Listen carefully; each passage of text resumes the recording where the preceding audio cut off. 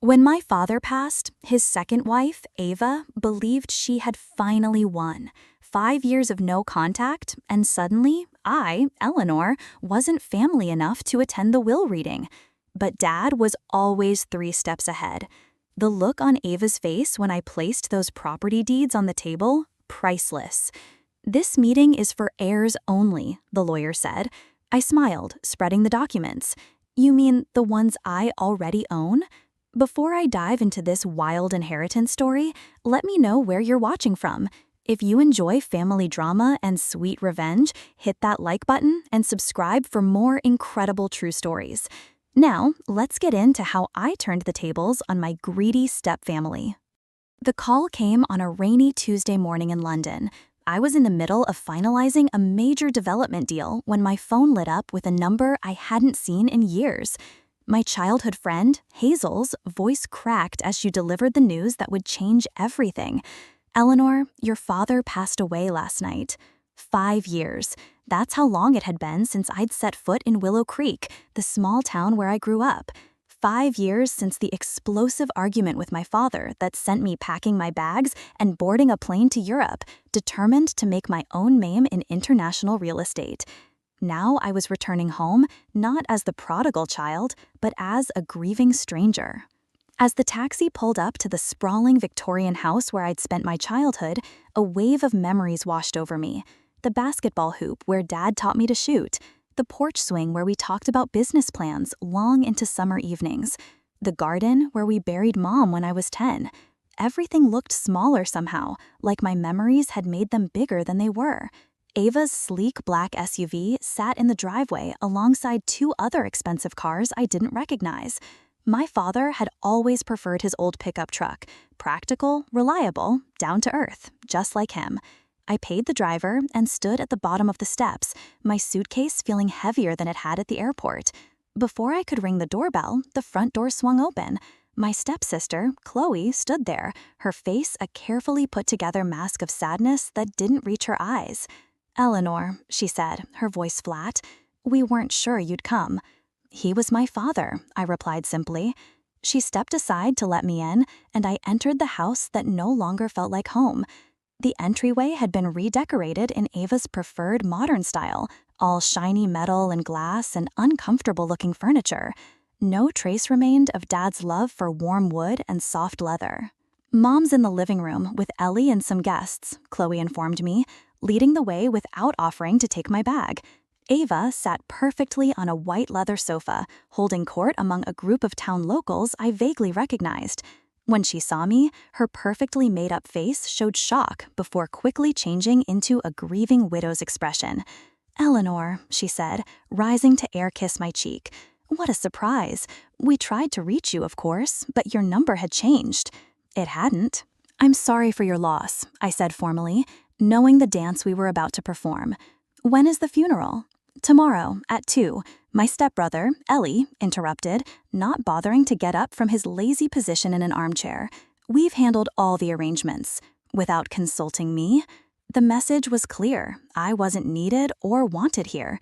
"Your old room is being used for storage now, but we can make up the guest room for you."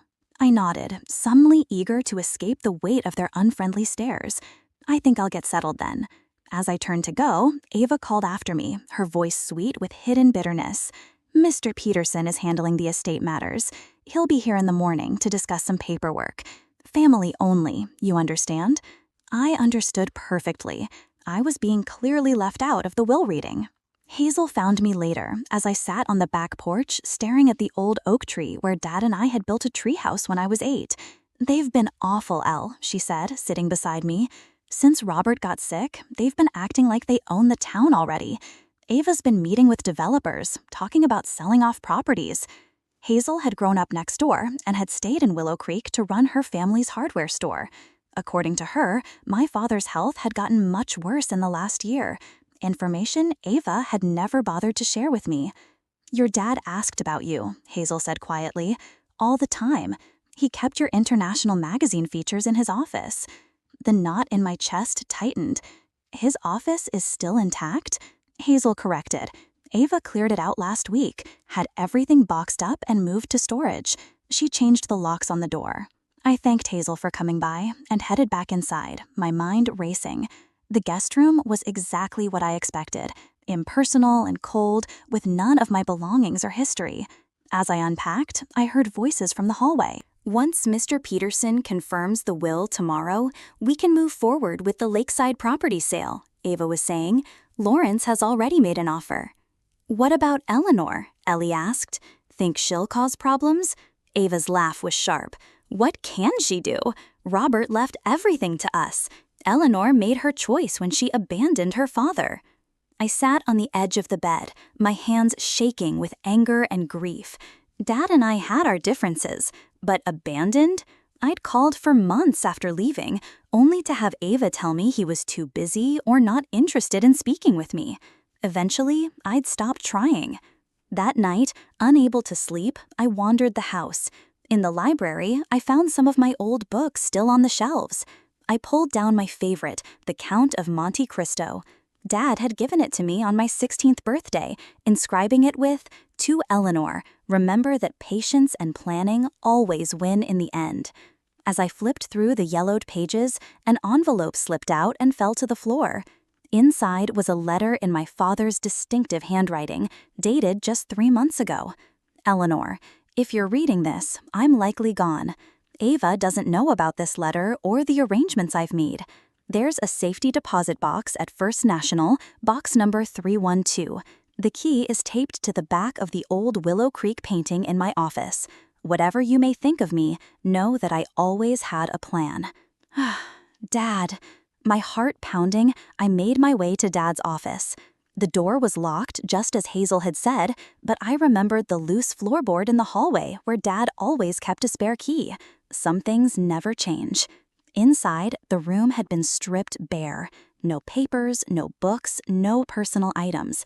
But the painting still hung on the wall. I carefully removed it, finding the small key exactly where Dad said it would be.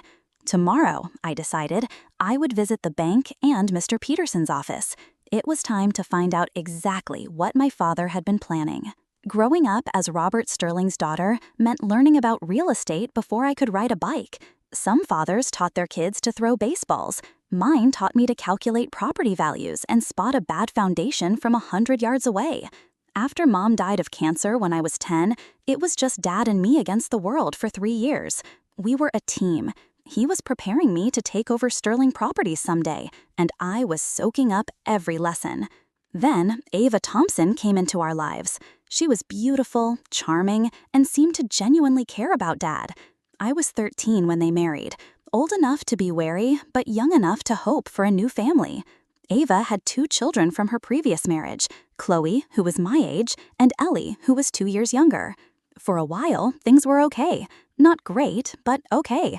Ava made Dad happy, and that was what mattered to me. But slowly, things began to change. My place at the dinner table moved further from Dad. My weekend property tours with him were rescheduled to accommodate Ellie's soccer games or Chloe's dance recitals. Ava started redecorating the house, erasing traces of my mother room by room. "You need to give them a chance, Eleanor," Dad would say whenever I complained. "They're family now." By the time I was 16, I had effectively been pushed aside in my own home. Ava positioned herself as Dad's business confidant, accompanying him to meetings and events that I used to attend. Ellie suddenly developed an interest in real estate, and Dad was thrilled. Despite this, Dad and I maintained our connection through the business. Sterling Properties was Dad's life's work, a company that owned and managed nearly 30% of the commercial real estate in Willow Creek and surrounding areas. What had started as a single apartment building purchase when my parents first married had grown into an empire worth millions. "Property is permanence, Eleanor," Dad often said. "Money comes and goes, but land and buildings, they're real, they last." I took those words to heart, studying business and real estate in college while working summers at Sterling Properties. I learned every aspect of the business, from maintenance to management to development.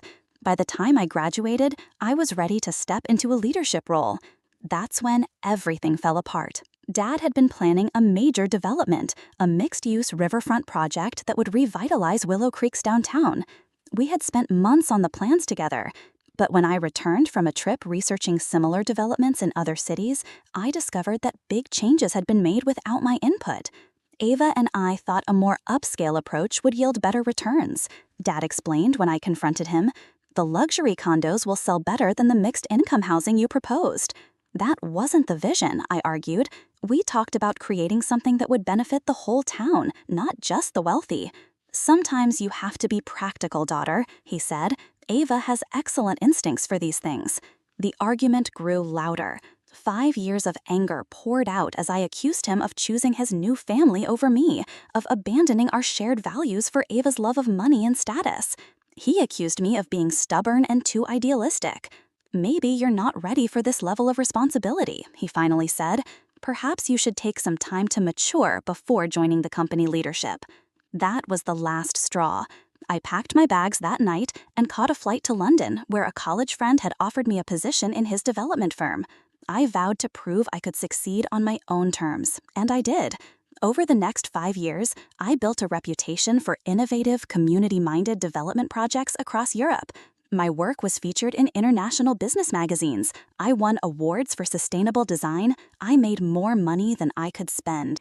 But the break with my father remained unhealed. Monthly calls dwindled to holiday greetings, then to nothing. I told myself he knew how to reach me if he wanted to. According to what Hazel had told me upon my return, he had tried, but Ava had stopped his attempts. The morning after my arrival in Willow Creek, I headed to First National Bank as soon as it opened. The safety deposit box contained exactly what I'd hoped: a folder of legal documents, property deeds, and a USB drive. I found a quiet coffee shop and plugged the drive into my laptop. It contained a video file dated 6 months ago. Dad appeared on screen looking thin and pale, so different from the strong man I remembered. "Eleanor," he began, "if you're watching this, then you found my letter and I'm gone. First, I need to apologize. I let Ava come between us, and that's my greatest regret. But I want you to know I never stopped planning for your future." He explained that over the past 3 years, he had been quietly transferring ownership of key Sterling Properties assets directly to me. The lakeside development lands, the downtown commercial block, the apartment complexes on River Street, all had been legally signed over to me through a series of trusts and transfers designed to lower tax costs. "Ava doesn't know," he continued. "After your argument, I realized she had more influence over me than was healthy. I saw how she was positioning Ellie to take over, despite his lack of experience or genuine interest. I couldn't let everything I built, everything I wanted for you, be wasted."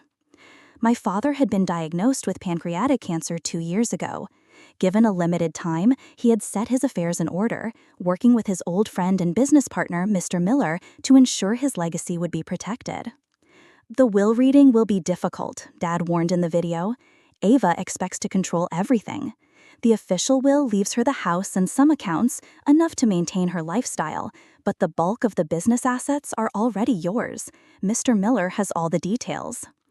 The video ended with my father looking directly into the camera. "I'm proud of what you've accomplished, daughter. Now, come home and finish what we started together." I sat in stunned silence, tears streaming down my face as the screen went dark. All this time, Dad had been protecting me, protecting our shared vision, and I hadn't been there for him when he needed me most. After composing myself, I called Mr. Miller and arranged to meet him at his office. The gruff older man had been my father's friend since college and had always treated me kindly. When I arrived, he greeted me with a big hug. "About time you showed up," he said. "Your dad was worried you wouldn't come back, even after he was gone." Mr. Miller confirmed everything in the video. Dad had legally transferred ownership of the most valuable Sterling properties to me through various means, some as gifts, others through sales at very low prices, all perfectly legal and binding. "Ava's going to be furious," Mr. Miller warned. "She's been making plans based on controlling those assets. She's already in talks with Mr. Davies about selling the lakeside property." Mr. Davies was Dad's longtime business rival, a developer known for cheaply built, overpriced properties. The thought of his hands on my father's carefully put-together portfolio made my blood boil. "What about the will reading?" I asked. Mr. Miller's expression darkened. Mr. Peterson has been Ava's puppet for years. Your dad kept him as the family attorney to avoid suspicion, but he didn't trust him with the real plan. Harold scheduled the reading for this afternoon, and Ava's made it clear you're not welcome. I fingered the property deeds in my briefcase. Oh, I think I'll attend anyway. Mr. Miller's smile was like a wolf's. Robert would have loved this. He always said you had his flair for the dramatic moment. As I left his office, I felt my father's presence more strongly than I had since returning to Willow Creek. He had entrusted me with his legacy, and I wouldn't let him down. Ava and her children were about to learn that they had underestimated both sterling men. Miss Wilson had been my father's executive assistant for 20 years. She knew everything about Sterling Properties and everyone in Willow Creek. When I walked into the company headquarters that morning, her face lit up with genuine pleasure. "Eleanor Sterling," she said, rising from her desk to embrace me. "I was hoping you'd come." The offices had changed, sleeker, colder, with Ava's influence clear in the decor. But Miss Wilson's area remained a comforting reminder of the past, with its orderly filing cabinets and family photos, including, I noticed with a pang, several of me that Dad must have kept her supplied with over the years. "Your father wanted me to give you this," Miss Wilson said quietly, slipping me a second USB drive. "He made me promise to hand it to you personally, not to mail it or leave it anywhere it might be found." I thanked her and asked about the company's current state. Miss Wilson's expression turned troubled. "Things have changed since Ava took over operations. Cost-cutting measures, staff reductions. She brought in consultants who know nothing about how your father ran things. And Ellie," she lowered her voice, "Ellie has been given a VP title, but he rarely shows up, and when he does, he makes decisions that undo years of careful work." I asked about specific projects, carefully not revealing what I already knew from the documents and my meeting with Mr. Miller. Miss Wilson's answers confirmed my suspicions. Ava had been systematically preparing to break apart my father's carefully built empire for quick profits. "The lakeside development has been completely redesigned," Miss Wilson said. "Your father's vision for a community space with affordable housing has been replaced with luxury condos and high-end retail. Mr. Davies' company is set to take over construction next month." Before leaving, I asked to see my father's office. Miss Wilson hesitated. "Ava had it cleared out last week, said she needed the space for the new marketing team." "I'd still like to see it." The room that had once been filled with my father's presence, his books, his maps, his collection of local historical photographs, was now an empty shell. Standing there, I felt a renewed sense of purpose. This wasn't just about claiming my inheritance. It was about honoring my father's vision for Willow Creek. I found a quiet corner in a nearby park to view the contents of the second USB drive. This one contained more videos, my father walking through various properties, explaining their importance and his hopes for their future. He had recorded these private messages over the last year of his life, creating a detailed blueprint of his vision. "The lakeside project is the most important," he said in one recording, standing on the vacant waterfront property that had been the subject of our final argument.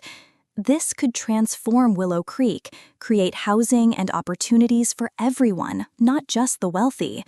Ava doesn't understand that a town needs economic diversity to thrive. I've transferred this property to you because I know you'll do right by it." In another video, he sat in his office looking tired but determined. "I've been watching your work in Europe, Eleanor, the sustainable housing development in Spain, the mixed-use project in Italy. You've taken what I taught you and improved on it. You were right about the direction we should have gone. I was too easily swayed by Ava's focus on luxury and status." By the time I finished watching all the videos, I had a complete understanding of not just what my father had transferred to me, but why. He had protected his most meaningful projects from Ava's influence, ensuring they would be developed according to his original vision, the vision we had once shared. My next stop was to meet with Mr. Green, the accountant who had handled my father's personal finances for decades. Mr. Green greeted me warmly but cautiously in his small downtown office. "I've been expecting you," he said, closing the door firmly behind me. "Your father left instructions that I should assist you once you returned." Mr. Green explained the complex financial arrangements my father had created. Not only had he transferred property ownership, but he had also established a separate business entity, Sterling Legacy Holdings, with me as the sole owner. The structure is quite elegant, Mr. Green explained, showing me flowcharts and balance sheets. On paper, Ava believes she's inheriting control of Sterling Properties, but the company is now essentially an empty shell. The valuable assets have been moved to Sterling Legacy Holdings over the past 3 years through a series of perfectly legal transactions. Did Dad leave Ava with nothing? I asked, feeling a twinge of concern despite everything. Mr. Green shook his head. He was fair. The family home is hers. There are investment accounts with substantial balances. She'll receive ongoing income from some of the commercial properties. She won't be poor by any means, just not in control of the empire she thought she was getting.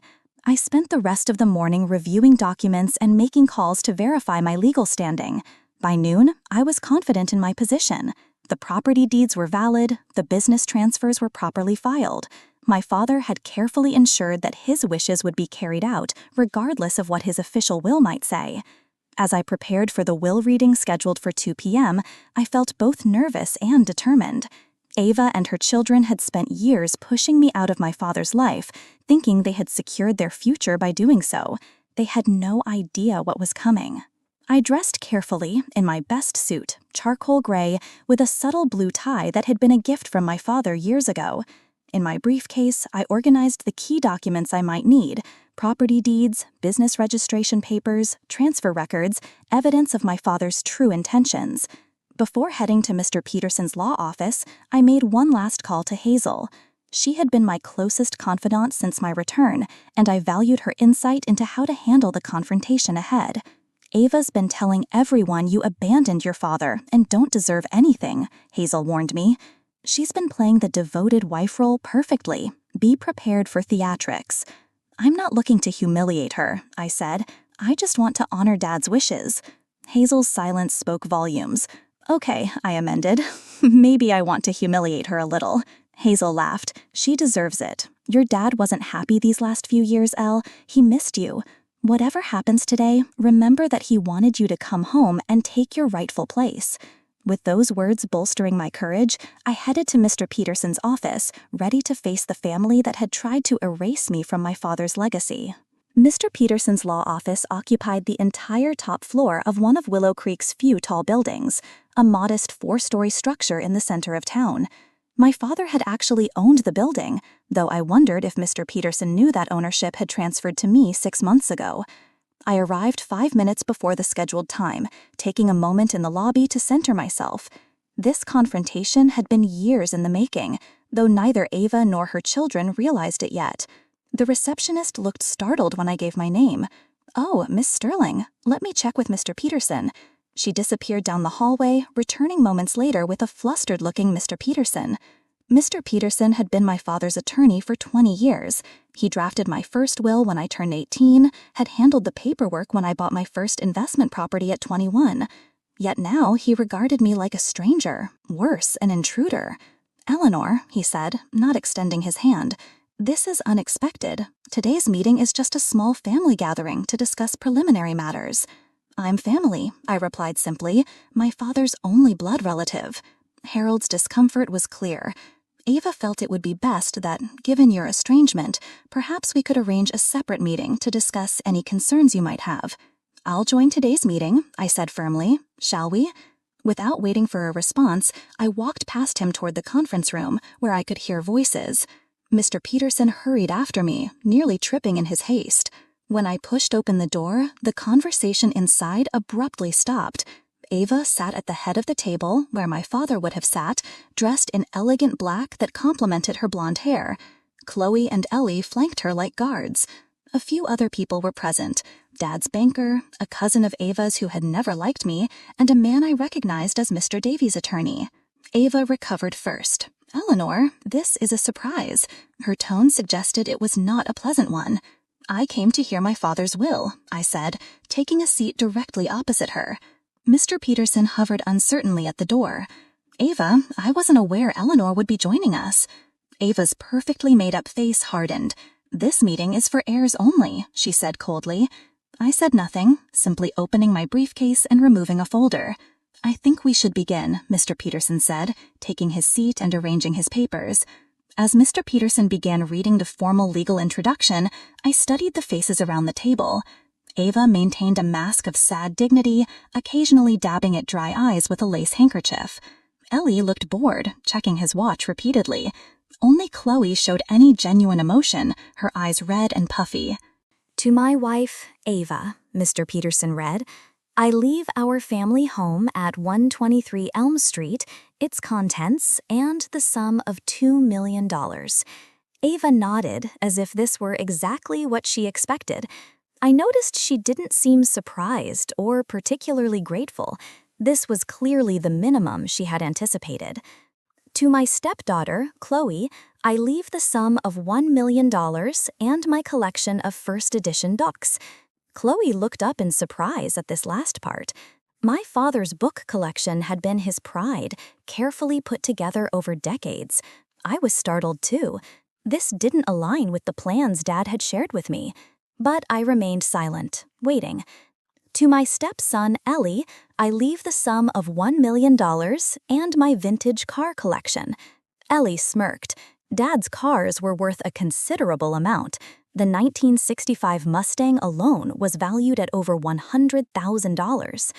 "As to my business interests," Mr. Peterson continued, "Sterling Properties and all associated assets, I leave to—" Ava straightened, a triumphant gleam in her eye, "my daughter, Eleanor Sterling." The room went completely quiet. Then Ava laughed, a sharp, disbelieving sound. "That's impossible," she said. "Robert changed his will 2 years ago. I was there." Mr. Peterson looked profoundly uncomfortable. "There was a codicil filed 6 months ago," he admitted. "It reversed the previous changes." Ava's face flushed with anger. "You never mentioned this." "I wasn't aware of it until yesterday," Mr. Peterson said weakly. "It was filed with the court directly by Robert. I received the official copy yesterday afternoon." "It doesn't matter," Ava said dismissively. "Sterling Properties' assets are what matter, and I've been running the company for the past year. The board will never accept Eleanor's leadership after she abandoned her responsibilities." This was the moment I'd been waiting for. I placed the property deeds on the table, sliding them toward the center where everyone could see. "These are the deeds to the Lakeside Development property, the downtown commercial block, the River Street apartments, and 12 other key properties," I said calmly. "You'll notice they're all in my name, have been for some time." Ava snatched up the papers, her hands shaking as she flipped through them. "These must be forgeries." "They're not," I said. "Dad transferred ownership to me legally over the past 3 years. You can verify with the county recorder's office." "You mean the properties I already own?" I added, unable to resist the dramatic flair my father would have appreciated. Ellie jumped to his feet. "You can't just come back after 5 years and take everything." "I'm not taking anything. I'm claiming what already belongs to me, what Dad wanted me to have." Ava's face had gone from flushed to pale. "Harold, is this legal? Can he do this?" Mr. Peterson, who was examining copies of the deeds with a stunned expression, nodded reluctantly. "The transfers appear legitimate. If Robert signed these properties over while he was alive, they wouldn't be part of the estate." "What about Sterling Properties?" Ava demanded. "The will says Eleanor gets the company." "The company assets are primarily the properties," Mr. Peterson explained, looking increasingly miserable. "If the properties are already in Eleanor's name, then the company itself is an empty shell," I finished for him. "Dad also established Sterling Legacy Holdings last year, transferring operational control of all these properties to the new entity. I'm the sole owner." The room erupted into chaos. Ellie was shouting about fighting the will. Ava was threatening to sue everyone, including Mr. Peterson. Chloe sat silently, watching me with an unreadable expression. When Ava finally ran out of steam, I spoke again, my voice quiet but firm. "Dad left you financially secure, Ava. The house, investments, some income properties. He wasn't trying to be mean, but he built Sterling Properties from nothing, and he wanted its legacy protected. He knew you planned to sell it off piece by piece." "You have no right," Ava shrieked. I was his wife. I took care of him while you were off playing developer in Europe. I wanted to come back, I said. I called for months after I left. You told me he didn't want to speak to me. A flicker of guilt crossed Ava's face before she hid it. He was disappointed in you. Then why did he leave me everything that mattered to him? I challenged. Why did he spend the last years of his life creating an elaborate plan to ensure I would carry on his work? Chloe spoke for the first time. Is it true? Did Mom keep you from talking to Dad? Before Ava could interrupt, I nodded. According to his videos and letters, yes. He tried to reach me multiple times. Videos? Ava's voice rose in panic. What videos? I patted my briefcase. Dad was thorough. He documented everything. His decisions, his reasons, his hopes for the future of the business and Willow Creek. He knew exactly what you were planning, Ava. The deal with Mr. Davies, the luxury condos on the lakeside, all of it. Mr. Peterson cleared his throat. Perhaps we should stop for today. This is a lot to take in, and there may be legal questions that need solving.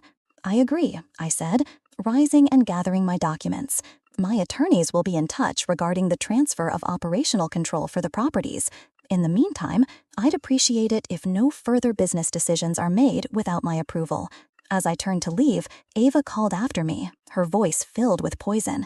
This isn't over, Eleanor. Your father wasn't in his right mind toward the end. We'll fight everything. I paused at the door. You're welcome to try, but Dad didn't just leave me property and a company, Ava. He left me the truth. Are you sure you want that made public? The threat hung in the air as I walked out, my heart pounding, but my step lighter than it had been in years. I had honored my father's wishes. Now came the hard part, rebuilding what Ava had tried to break apart and fulfilling the vision my father and I had once shared. The morning after the will reading, Willow Creek was buzzing with gossip. In a small town like ours, news traveled faster than the internet. By the time I stopped at Mrs. Thompson's bakery for coffee, I'd received a dozen curious stares and several congratulatory nods from old-timers who'd known my father for decades. Your dad would be mighty pleased, said Mrs. Thompson herself, as she handed me a cinnamon roll on the house. Ava had folks worried about what would happen to the town if she sold everything to outsiders. I thanked her and took a seat by the window, watching the familiar rhythm of Main Street. Willow Creek had changed less than I had in 5 years. The same shops lined the street, the same courthouse stood at the end of the square. The same sense of community persisted despite Ava's best efforts to remake it in her image.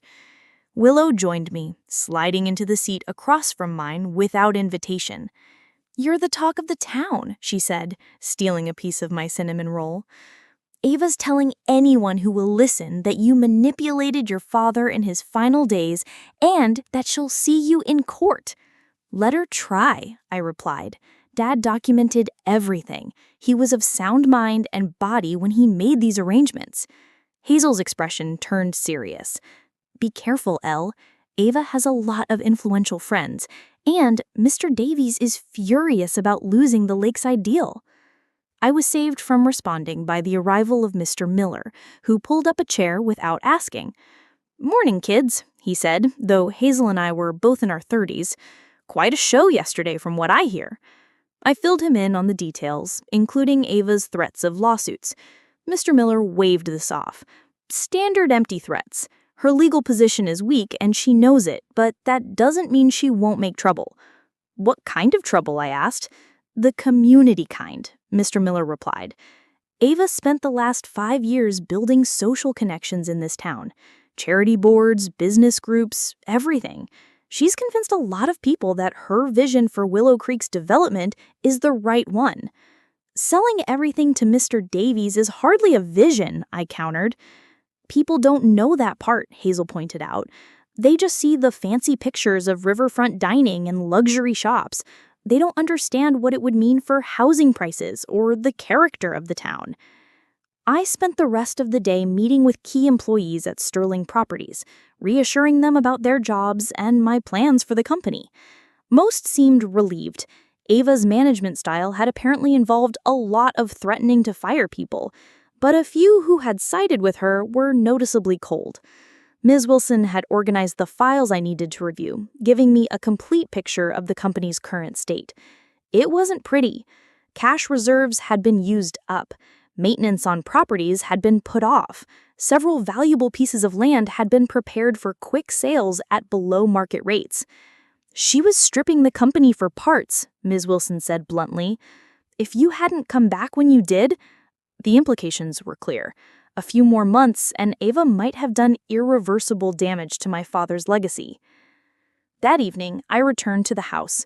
Ava's house now legally, though I was still staying in the guest room until I found more permanent accommodations. The atmosphere was icy. Ava had retreated to the master bedroom, emerging only to glare at me when our paths crossed in the hallway. Ellie was openly hostile, slamming doors and muttering threats under his breath. But it was Chloe who surprised me, knocking tentatively on my door after dinner. "Can we talk?" she asked, looking uncomfortable but determined. I invited her in, curious about what she wanted.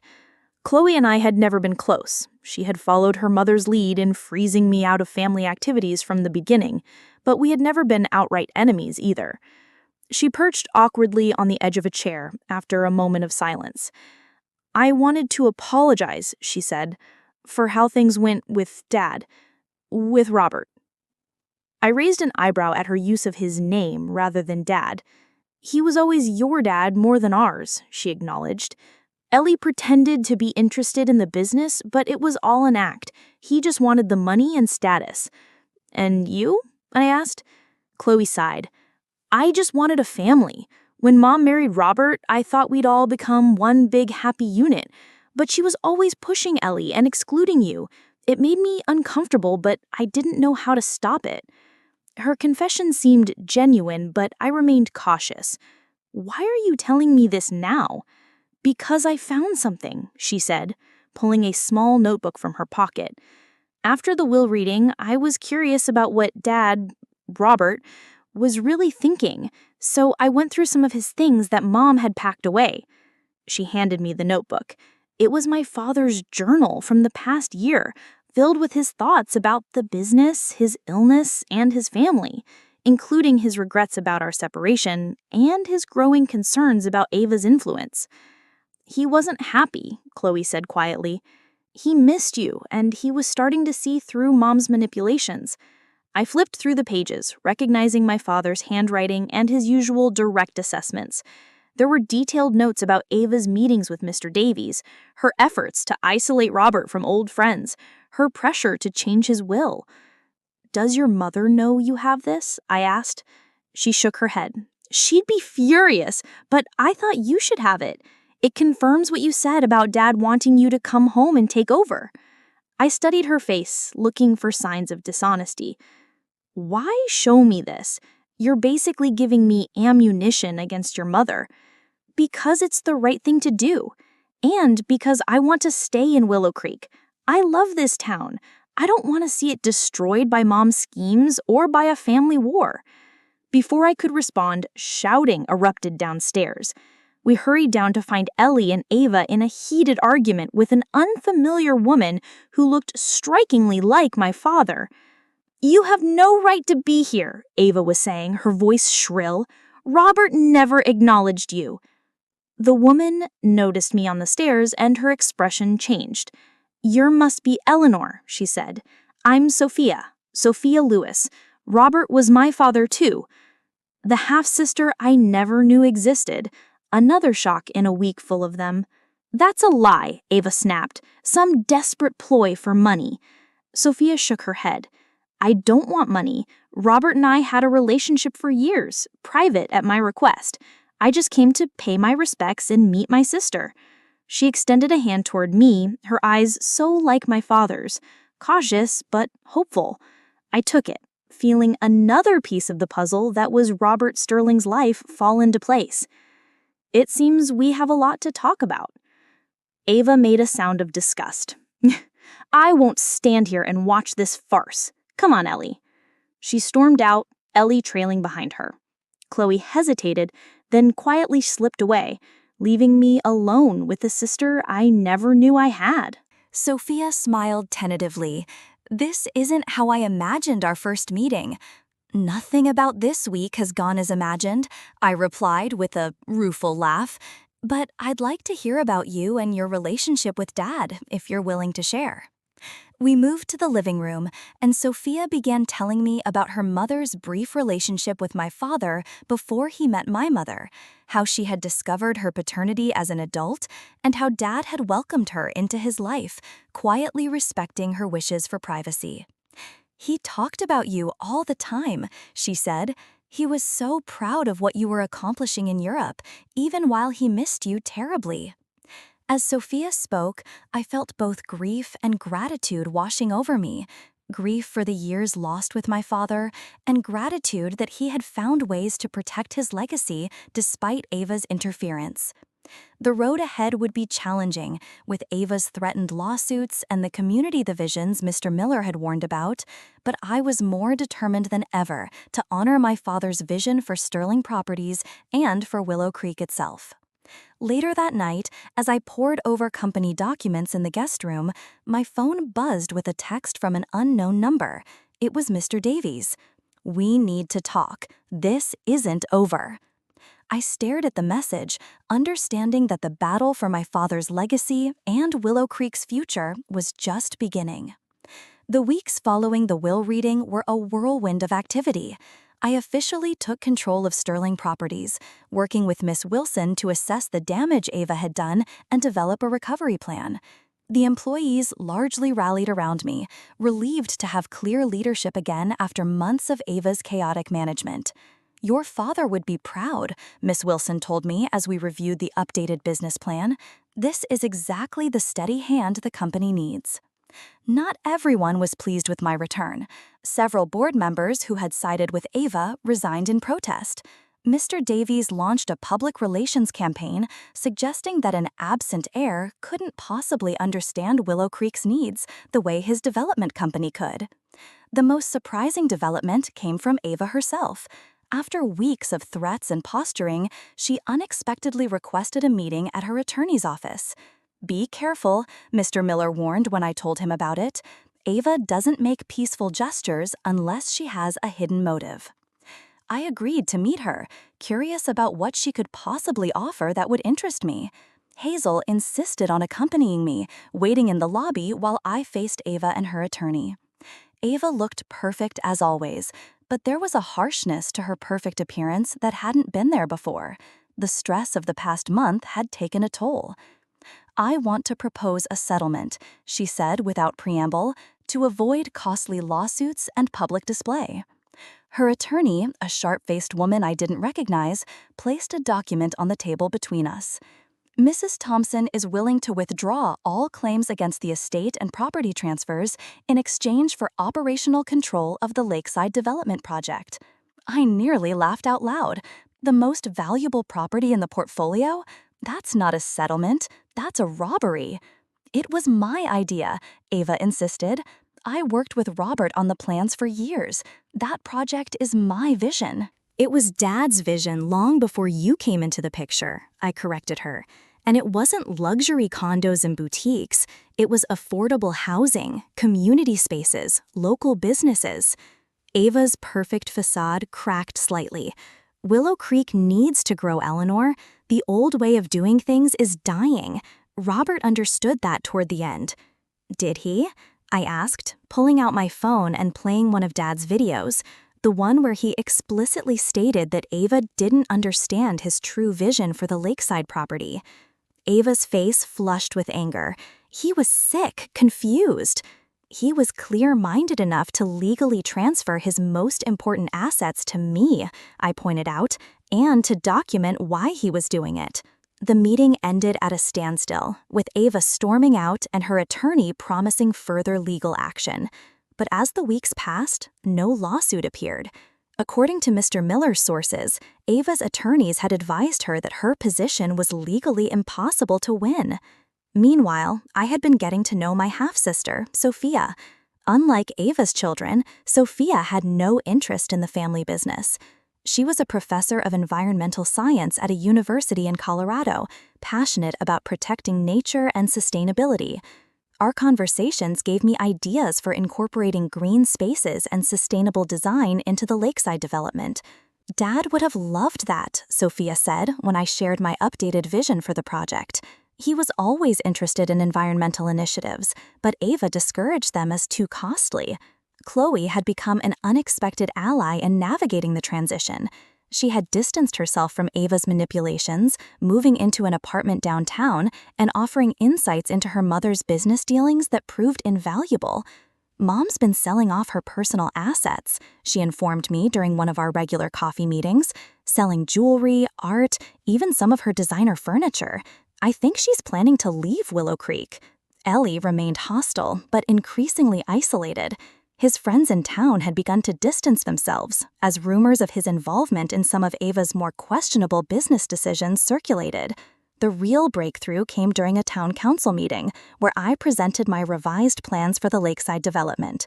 Gone were Ava's luxury condos and exclusive shops, replaced with a mixed-use development that included affordable housing, spaces for local businesses, a community center, and extensive public access to the waterfront. This is the development my father originally envisioned, I explained to the packed meeting room, a project that would benefit all of Willow Creek, not just the wealthy few. Mr. Davies was there, of course, armed with his own fancy presentation and promises of tax revenue from his high-end development. But when residents began asking questions about housing affordability and public access, his proposal quickly lost support. The Sterling plan preserves Willow Creek's character while allowing for growth, Hazel argued from the audience. The Davies plan turns us into just another playground for the rich. The council voted unanimously to support my proposal, dealing a decisive blow to both Mr. Davies and Ava's vision for Willow Creek's future. As I left the meeting, Mr. Davies approached me, his expression grim but accepting.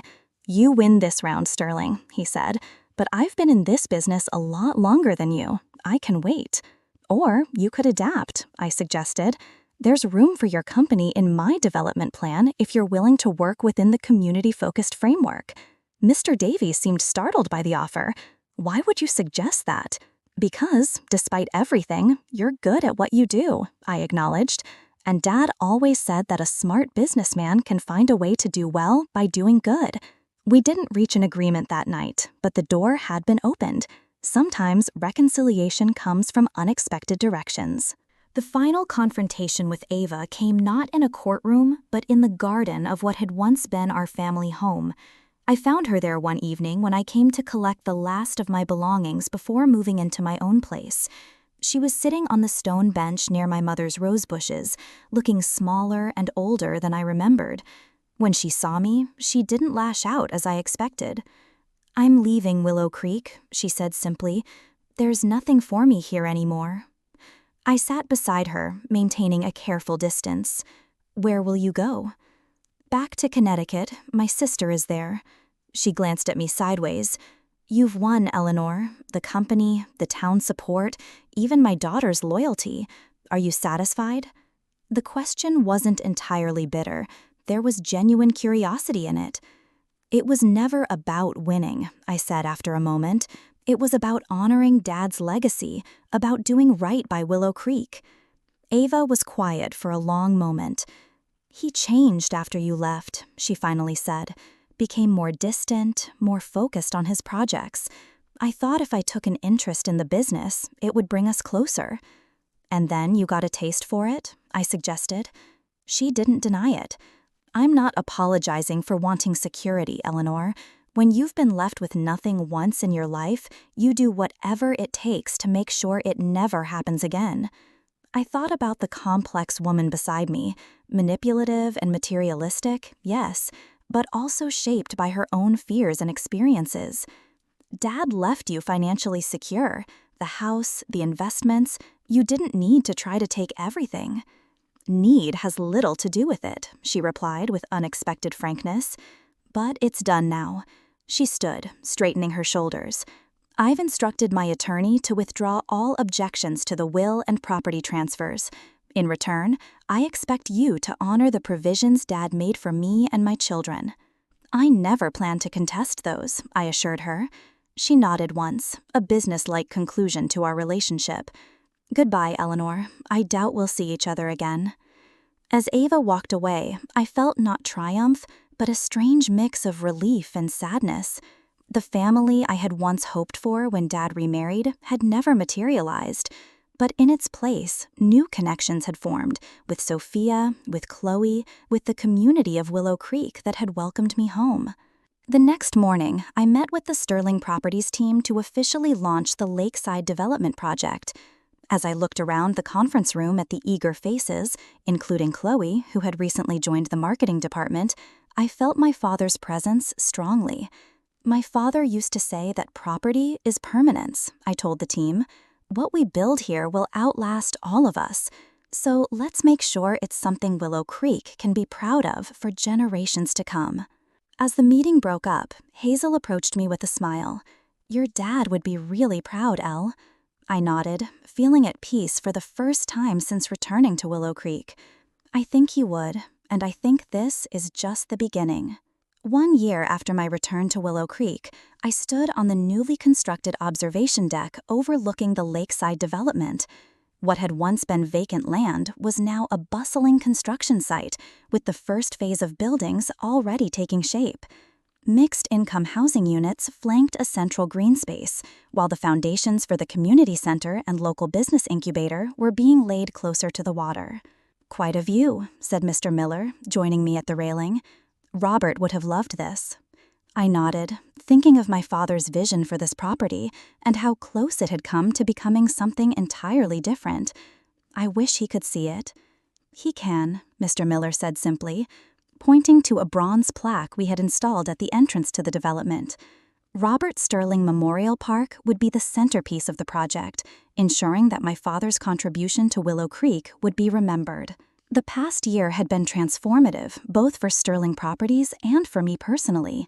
Taking control of my father's company had forced me to put down roots in a way I'd avoided for years, to engage with the community not just as a developer, but as a citizen with a stake in its future.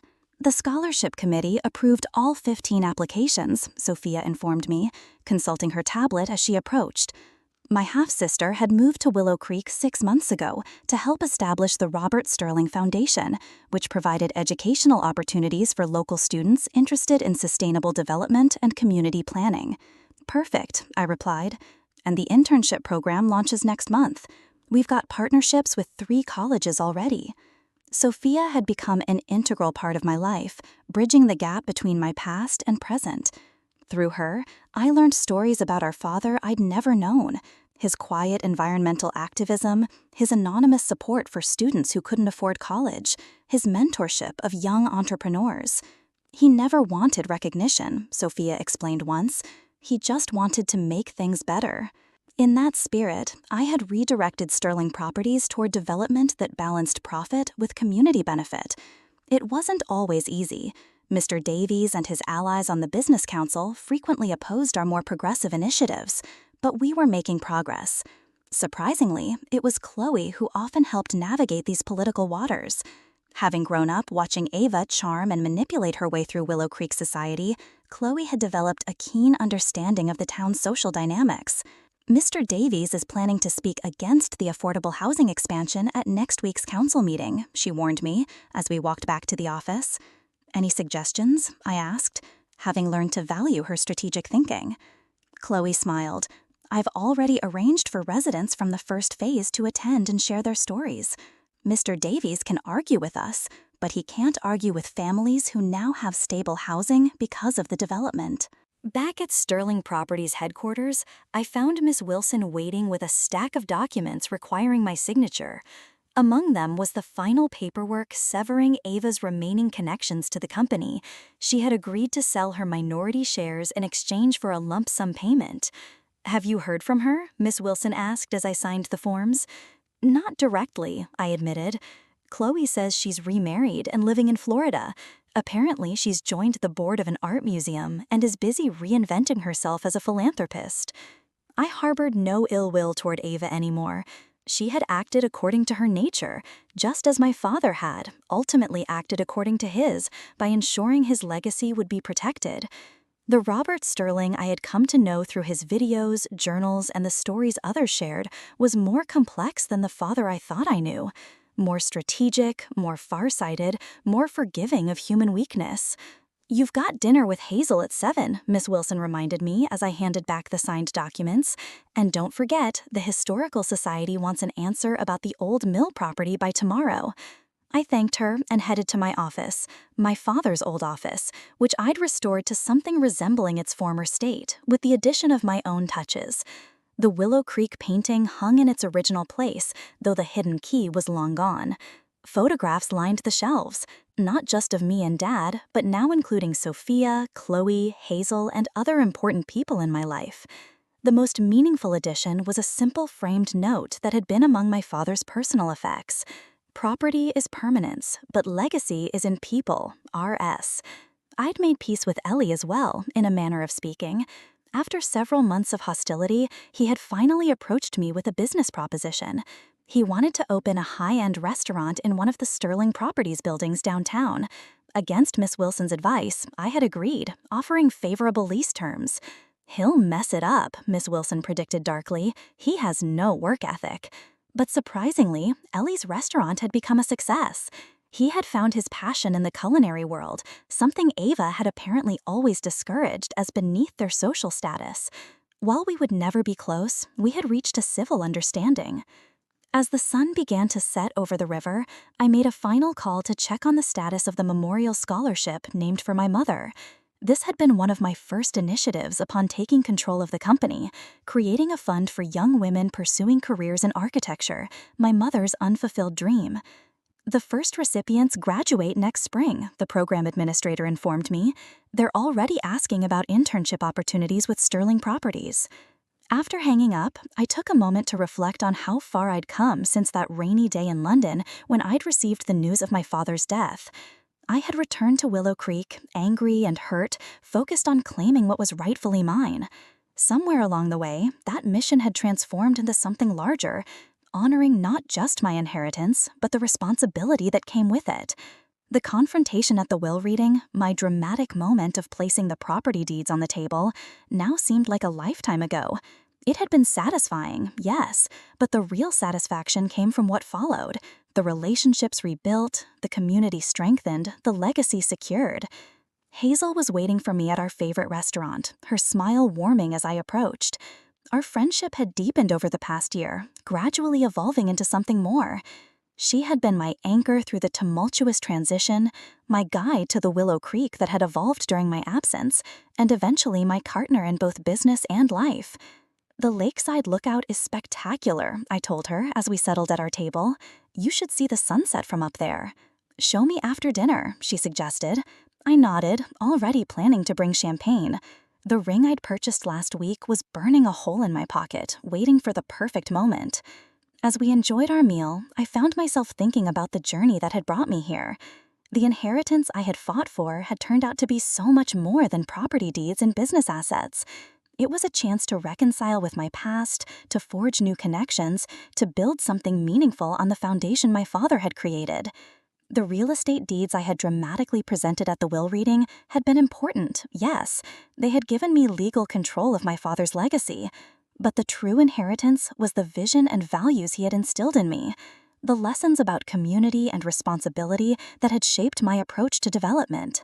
Even during our years apart, Ava had never understood that. She had seen the properties as assets to be used, the business as a source of wealth and status. She had missed the deeper purpose that had driven my father throughout his life. As Hazel and I walked along the riverfront after dinner, hand in hand in the gathering twilight, I felt a profound sense of gratitude for my father's foresight, for the second chance at belonging in Willow Creek, for the opportunity to build something that would outlast me. "What are you thinking about?" Hazel asked, noticing my thoughtful mood. "Legacy," I replied. "What we leave behind, how we're remembered." She squeezed my hand. "Your dad would be proud of what you've done here, what you're still doing." I nodded, thinking of the complex, imperfect, ultimately loving father I had come to know better in death than I sometimes had in life. He had made mistakes, we all did, but in the end, he had done his best to protect what mattered most. As we reached the observation deck overlooking the project that would define Willow Creek's future, I knew it was time. The ring box felt heavy in my pocket, but my heart was light. Whatever came next, I was exactly where I was meant to be, building on my father's legacy while creating my own. What about you? Have you ever had to stand up for what was rightfully yours against people who tried to take advantage? Or have you experienced a moment where you had to choose between justice and reconciliation? I'd love to hear your stories in the comments below. Don't forget to like this video if you enjoyed this story of inheritance drama and family redemption, and subscribe for more true stories that will make you think about legacy, family, and what truly matters in life. Thank you for watching. And remember, sometimes the most valuable inheritance isn't property or money, but the values and vision passed down through generations.